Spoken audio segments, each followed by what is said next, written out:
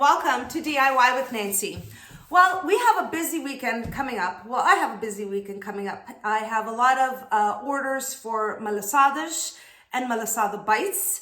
I have those two recipes here on my channel. If you look under DIY with Nancy G, malassadas, or DIY with Nancy G, malassada bites, they will come up.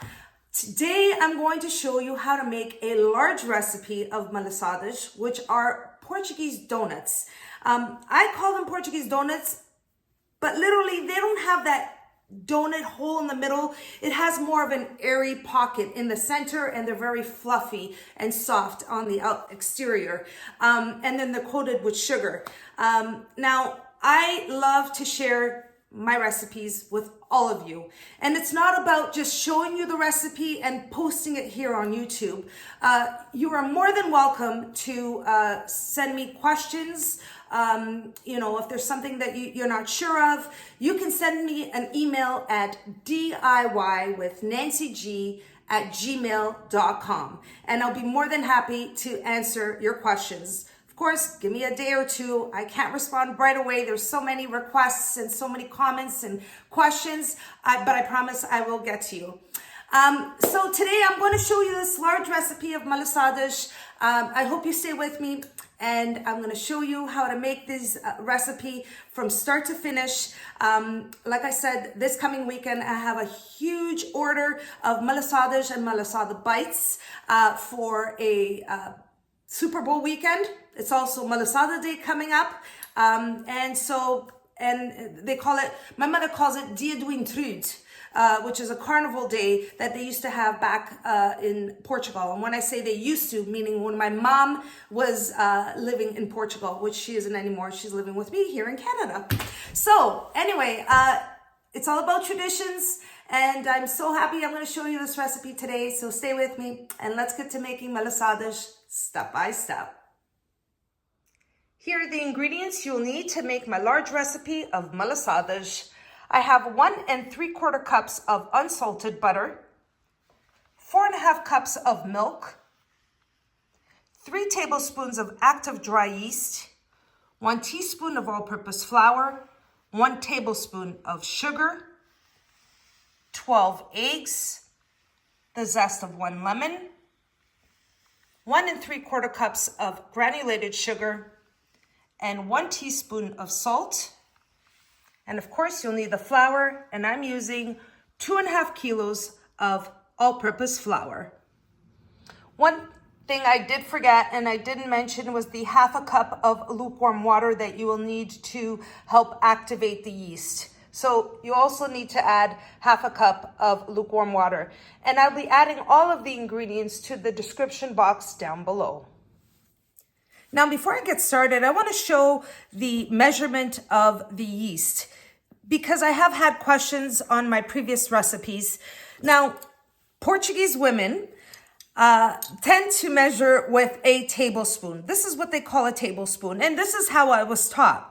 So when I learned, I had to sort of transition the measurement to an actual tablespoon, a measuring tablespoon that we use for baking. So this tablespoon is like a soup eating tablespoon. And this tablespoon here is the baking tablespoon, which is 15 milliliters. So it's 1 tablespoon. When I say 3 tablespoons, I'm talking about 3 of these tablespoons, the measuring baking ones. So I'm going to measure it so you see. So that's 1. It's a little hard to move it on here, but I'm going to do my best. That's 2. And 3, I'm just going to pour it in here very slowly. Make sure I get it into the spoon.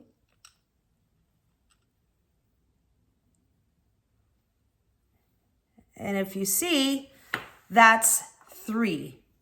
So we're using 3 tablespoons, which is 15 milliliters each, a baking tablespoon, to measure the yeast and everything else that you measure by tablespoons.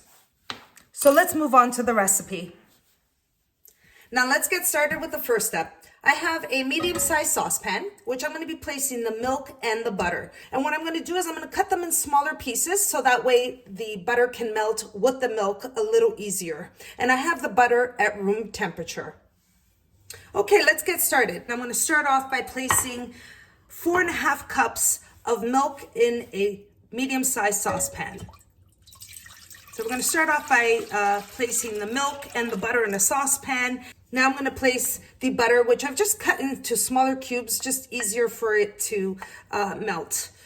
So I'm going to place that in, make sure it doesn't splash back at me. Knowing myself, everything splashes everywhere. So I'm going to just place them all in here. I know it seems like a lot of butter, but these malassadas need some fat. All right. So now I'm going to turn on the heat. I don't want it to come to a boil. I just want the milk to get warm and then the butter to start melting in the milk. So I'm going to just give this a little mix and make sure the butter's all separated here. Place it on a low to medium heat.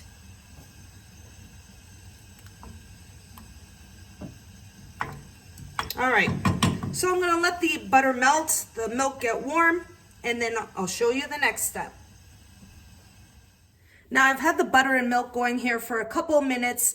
As you can see, the butter has pretty much melted and the milk is warm.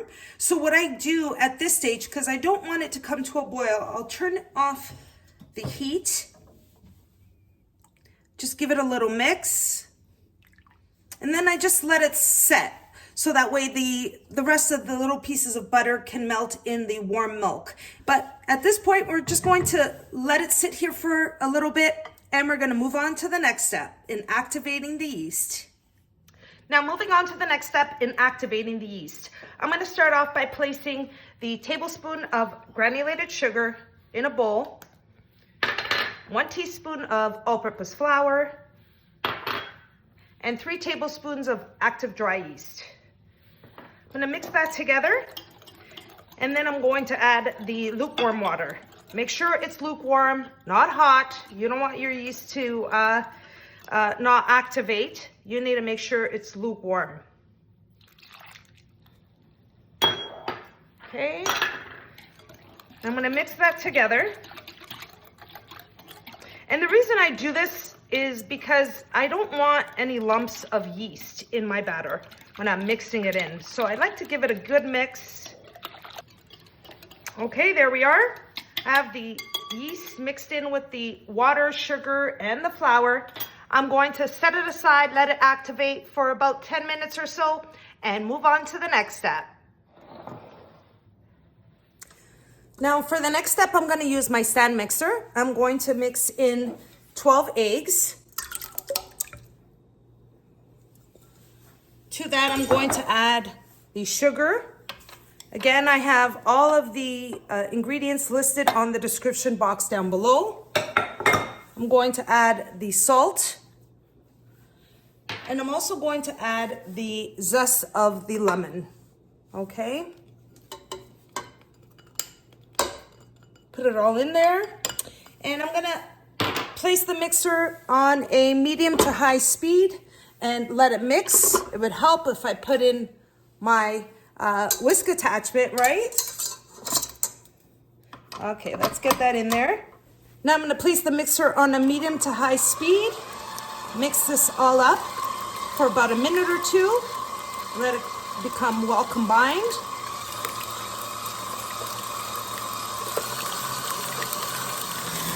Okay, so it's been mixing for about 2 minutes. It's all well combined. Now at this point, I'm going to add the milk and butter mixture. And here we have it. It's been sitting for a bit, so I'm just gonna mix it.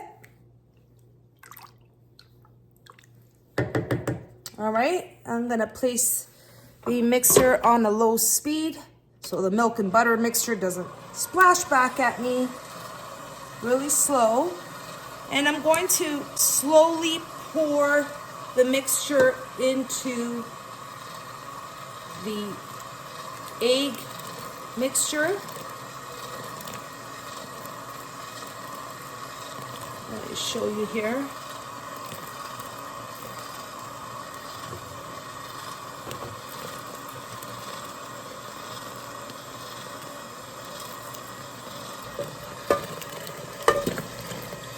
There we are. Now I'm gonna let that mix for a minute or so. Okay, that's been about a minute. Stop the mixer. And now we're ready to move on to the next step. I'm just gonna remove the attachment and the bowl. I just wanna move this aside here and show you. I'm just doing that because sometimes the lemon pieces get stuck to the whisk. Now we're ready to move on to the next step. Now moving on to the next step, I have a large bowl that I'm going to be mixing the malassada dough in. This is a 24 quart. Now, a lot of people ask me, where do I buy these large bowls? I found this one at HomeSense here in Canada, which has a lot of kitchen bakeware, but I do have several of them. Unfortunately, the store did close down where I used to buy them, but this one is perfect. Like I said, it's a 24 quart size for the malassada dough. So I'm gonna start mixing all of the mixture into this bowl. I'm gonna start by placing the egg and butter mixture, which I just mixed up in the mixing bowl. And I'm gonna just make sure I have everything in here. Okay. And next, I'm going to add the activated yeast. About 10 minutes. So while I was mixing the egg and butter mixture, as well as the milk, this was activating. The yeast was activating. So you want to make sure that your yeast is not expired. Check your expiry before you place the yeast in the mixing bowl. This is why I place it on a separate bowl, just to make sure that it activates before I add it to the mixture. So I'm going to place the activated yeast in the bowl here.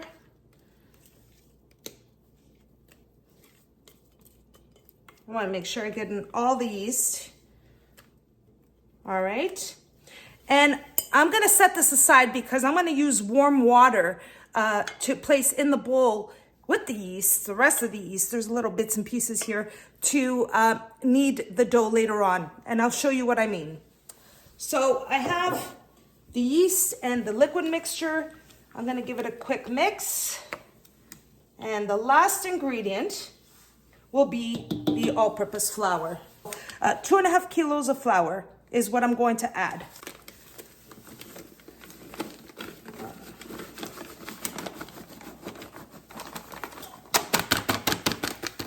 Okay, you have all the flour in there. And now what I'm gonna start doing is I'm going to knead, I'm gonna bring the flour, the liquid and the flour from the outside in.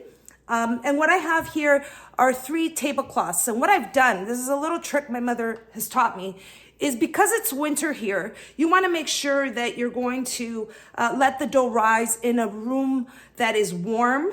And what she said is, you know what, Nancy, if you know it's kind of a cool temperature, place your tablecloths or blankets or whatever it is that you're gonna use to cover the dough in the dryer for a few minutes.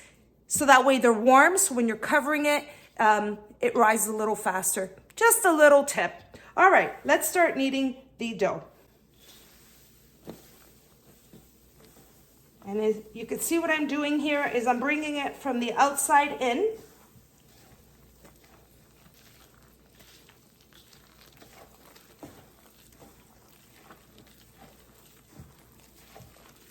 Bring it all together. Make sure you have all of the liquid into the flour and it's well combined. And now I'm going to start kneading the dough. And you're going to do this for about 5 minutes or so.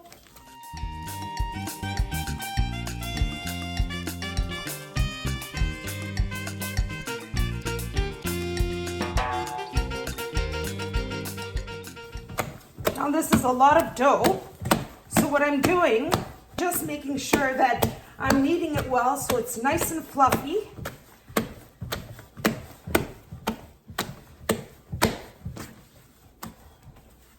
You want to make sure you continue doing this. Oh gosh, I'm getting tired. I'm running out of breath here. You want to make sure that you don't see any more flour. And then once you are at that point, you're going to continue kneading for a couple more minutes. I like to do it this way because I like to feel the texture of the dough. Oh wow, I'm really out of breath. I'm not kidding. This will take a lot of your energy. And you know what? I'll give you a workout as well. So I'm going to continue kneading it. Now, a lot of people say, you know, Nancy, my dough is very sticky. It is sticky. That's the way it's supposed to be. So as it rises and you let it rise, it becomes very fluffy, okay? So don't worry about it. It will be in a way where you can form the malassada.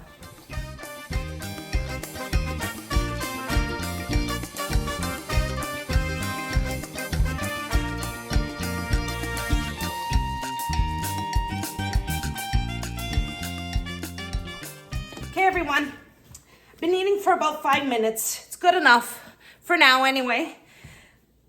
What I'm going to do is I'm going to first give my hands a rinse, and then I'm going to get the tablecloths. Wow, I'm out of breath.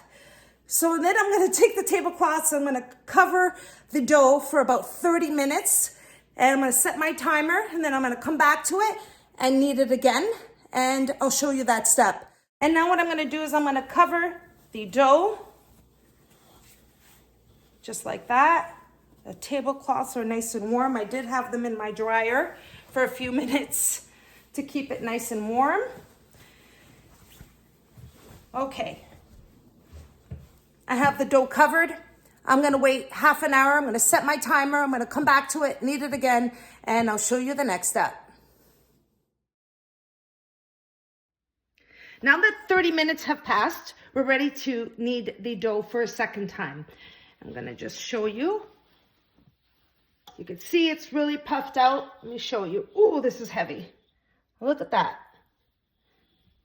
So what I've done is, if you recall earlier, I had a bowl with the yeast that was activated. I just used the same bowl and put warm water. I'm gonna dip my hands in there and knead the dough. Just give it a quick knead, and then we'll let it rise for the second time for 1 hour. So I'm gonna dip my hands into the water, and I'm just going to knead. Look at that. The dough is very fluffy. I'm gonna dip my hands in there so the dough doesn't stick to my hands.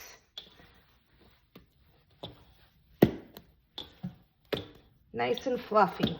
This is exactly what your dough should look like. Now I just gave it a quick knead. I'm going to cover the dough again.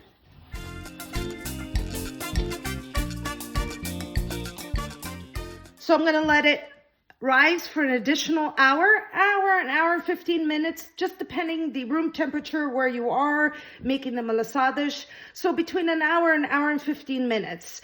We are in winter here, so we do have the heat on in our home, but sometimes it takes a little longer to rise. So between an hour and 15 minutes, and then I'll check on it and I'll show you the next step. Now it's time to check on the dough. It's been about an hour and 5 minutes. I checked on it. It looks perfect. It's more than doubled in size. Let's take a look. Look at that. Now this is heavy, but let me show you. See how that dough is? It's perfect. Now I'm ready to move on to the next step.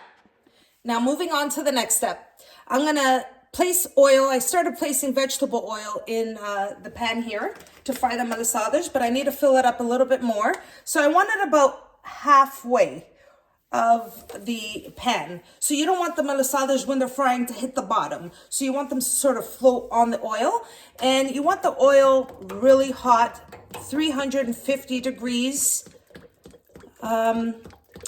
You want to make sure when you're placing the dough in the oil that it's hot enough where it's frying the malassadas, because what will happen is if the oil is not hot enough and you place the dough for the malassadas on the oil, it just becomes very oily. You want to make sure it's at least at 350 degrees Fahrenheit for the temperature. And you can use a little thermometer, or I'll show you a little trick on how to test to see if the oil is hot enough to fry the malassadas. Now for the next step, I'd like to show you the setup that I have when I make malassadas, especially large quantities. But this is the general setup that I use for making malassadas. First, for the ingredients, you're going to need about a cup of milk. You may need a little bit more, but then that's fine. You can just pour a little bit more in there. I don't want to waste the milk. So I use the milk to dip my hands in here and form the malassada dough, or form the malassada donut. And then I have about 3 cups of granulated sugar to dip the coat the malassadas once they're fried. And then here, I love these. These work really, really well. They're sort of like strainers, like square strainers. I bought these, believe it or not, at Dollarama. Yes, I found them at Dollarama, under $5. And they're great to place the malassadas once you have them fried, just to drain the excess oil. So I have 3 of these, but right now I'm using 2. And then I just have a tray with some paper towel and a tong to remove the malassadas. And then here, I have a large tray with a paper towel that once I fry the malassadas, dip them or coat them in the sugar, then I place them right here. So that's my little setup. That's something that, make sure you have one of these. You always want to clean your hands, and they end up sticky with the dough. So you always want to make sure you have one of these available or close by anyway. So I'm going to show you how to divide the dough in little balls so that way you can form the malassadas a little quicker, especially if you're making a large recipe. Okay, everyone, I have 2 baking sheets here, which I'm going to be placing some vegetable oil on, because this is where I'm going to form the balls of the malassadas. I only do this when it's a very large recipe, but I'd like to show you the steps, so if you want to make a larger recipe in the future, you can use this sort of concept as to form the malassada balls. At times, you can even make sure your counter is extremely clean and wiped down, and then use your counter space for the malassada balls. But for today's purposes, I'm going to show you what the step is to form the balls with some trays. And these are like 20 by 14 baking sheets or baking trays. And this is where I'm going to form the malassada balls. Now here I have about a couple tablespoons of vegetable oil. I'm not going to use it all, but I'm going to just dip it in some paper towel onto the vegetable oil and just wipe the trays just like that. So that way, once I place the malassada dough balls on the tray, it doesn't stick. I'm going to do the next one, and then I'll show you the next step. Okay, now for the next step, I'm going to divide the malassada dough into small little balls so I can form the malassadas. It's just a large quantity, but you can eliminate this step altogether. If you have maybe a couple people helping you making the malassadas, it's a matter of forming the malassada and then placing it in the oil, and then there's someone else flipping it, and you just want to make sure that you have some help. But if you don't, you can use the baking trays for dividing the balls of malassadas. So before I start, I'm going to get the heat going, warming up the vegetable oil. There we go. And I'm going to start forming the balls. I have just a little bit of vegetable oil just for my hands so the dough doesn't stick. Just place a little bit on my hands, and I'm just going to take the dough just like that and then clipping it, and then forming the ball. This ball will rise. Now, the size of the ball That all depends on you, how big or small you want the malassadas. So I'm gonna place the dough balls just like that.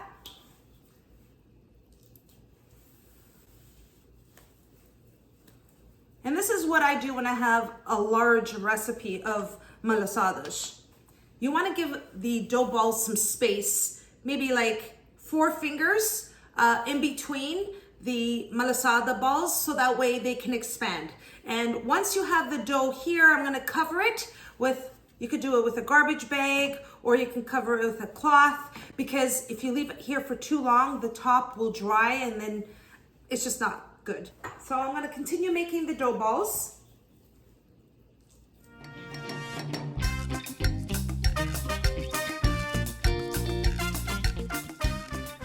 I have the first tray ready, so I have about 12, 13, 14 malassadas on this tray. I have a lot more to go. Once I form all the balls, I'll show you the next step. Now I'm gonna get started in frying the malassadas. So I have a little bit of dough left that I didn't divide into the dough balls. So if you don't want to do that step, you can strictly just go right to the dough and divide the dough into the malassadas. I'm gonna dip my hands in some milk, and I'm gonna take a little piece of the dough just to make sure that the oil is hot enough to fry the malassadas. So I'm just gonna take a little piece and gently just place it in the vegetable oil. And once you see it pop up just like that, you know that your malassadas are ready to be fried. So I'm gonna dip my hands in the milk, take a piece of the dough, and start stretching out the malassada. So I'm gonna start stretching it out from the inside, from the middle here, just like this. Again, you can make the malassadas as big or as small as you'd like.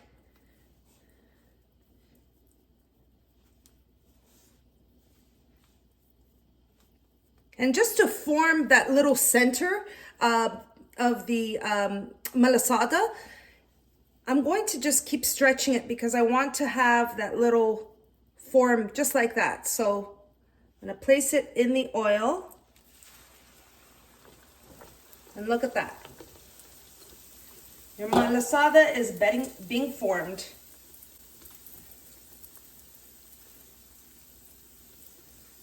You gotta move quick, and this is why I like to form the malassada balls if I'm using making a large recipe of the malassadas. Takes about a couple minutes to fry these malassadas.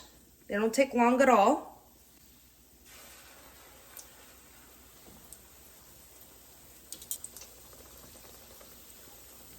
There we go. We're gonna flip it.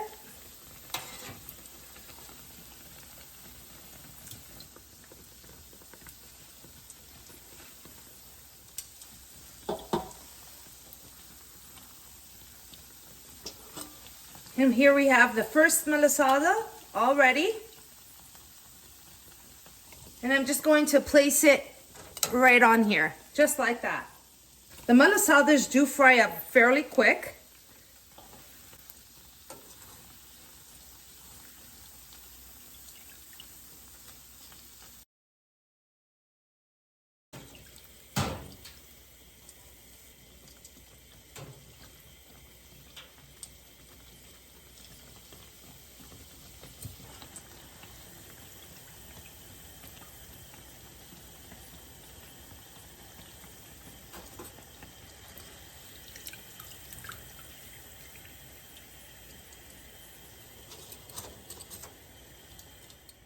Now I want you to take a look at the malassadas that I formed into balls. As you can see, they've puffed out, and now all I need to do is take them and form them into the malassadas and fry them.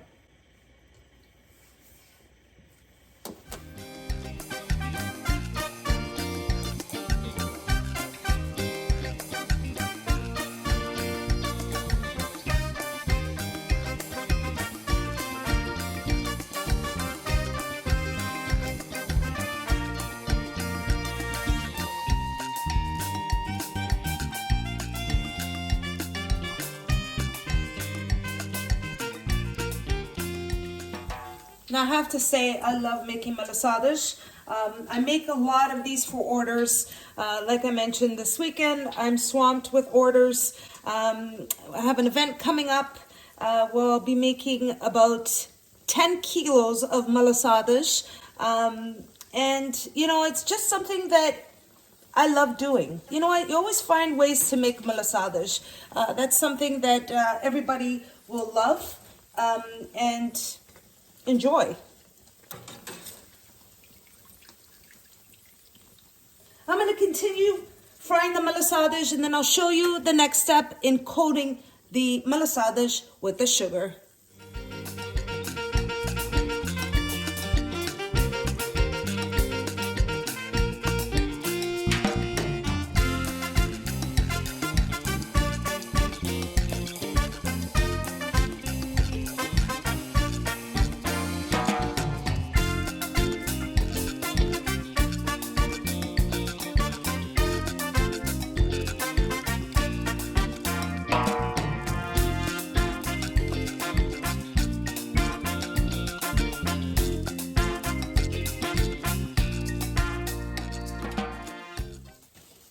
I love making malassadas, and I really hope that you all enjoyed watching me make this recipe. I really take a lot of pride and love in making these types of recipes, especially has to do with our culture.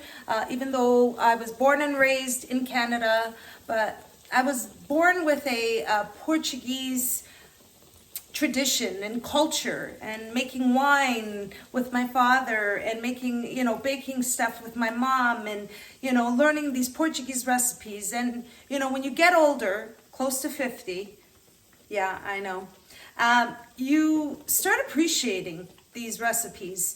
And, well, obviously I've been appreciating these many years ago, but you realize, you look back and you realize how important it is to learn these Portuguese recipes, or any recipes for whatever culture you're from. As long as your parents are well and healthy and with you, it's important to learn that. And my husband, who's Italian, my mother-in-law is an amazing cook, and she also teaches me and has taught me a lot of Italian recipes that, you know, we can, you know, move on and share with our children, so that way they can learn both cultures. But anyway, we're ready to move on to the next step. I just wanted to share that little story with you. Now I'm ready to move on to the last step in coating the malassadas. So all I'm going to simply do is take the malassada, place it into a bowl with granulated sugar, coat it generously, just like that, and place it right onto the tray. Get ready to have the malassadas served. These malassadas are so good, especially when they're warm. I can eat them either way. My mom can eat them either way. But geez, there's nothing like a hot malassada, and it's so tasty. And you can see that for the recipe, I only placed 1.75 cups of sugar. Now, that's just to give a slight taste of sweetness inside the dough, but the real sugar is outside on the malassada, coated generously. A bite into this malassada will just take your world right on to another level. If you haven't tried malassadas, I honestly suggest you try it. If you know somebody that makes malassadas or want to learn, hey, here's a perfect recipe. I mean, it does make a fair quantity of malassadas. If these in particular, I'm going to be dividing it and giving it to neighbors and friends and family, because I mean, this is a lot of malassadas for us here at home. We're a family of 5, and it's just too much. There's no way we're going to eat all these malassadas. But I can tell you that I am going to be giving it to my neighbors and friends and family. They will appreciate it as well. Of course, I'm going to keep a few here at home. My mom's been away for a couple of days, but I'm sure she'll be surprised to have some fresh malassadas with her coffee today. Personally, I like to eat them when they're fresh on the same day. Now it's time to bite into this fluffy malassada Portuguese donut.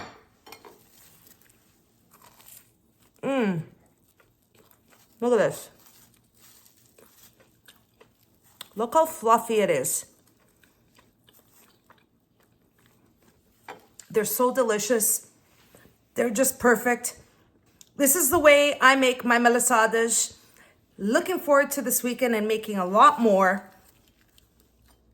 Malassada, you can't go wrong. There's nothing like a Portuguese malassada, and I hope you all try this recipe.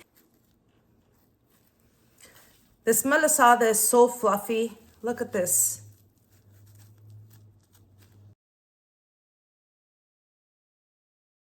And there you have it, everyone. This is my large recipe for malassadas. This recipe makes 48 plus 2, 50 malassadas. Now, these malassadas that I made are fairly large. You can make up to 60 to 65 malassadas if you want to form the balls or form the malassadas a little smaller. This is just a staple in the Portuguese community. Malassadas are so popular. They're also popular in Hawaii, Honolulu. I want to give a shout out to my friends there in Honolulu. All the comments, I really appreciate it. Thank you to all of you for watching me make this large recipe of malassadas. I hope you enjoy it. And if you like the recipe, don't forget to like and subscribe. And until next time, thanks so much for watching, everyone. Take care. Happy Malassada Day.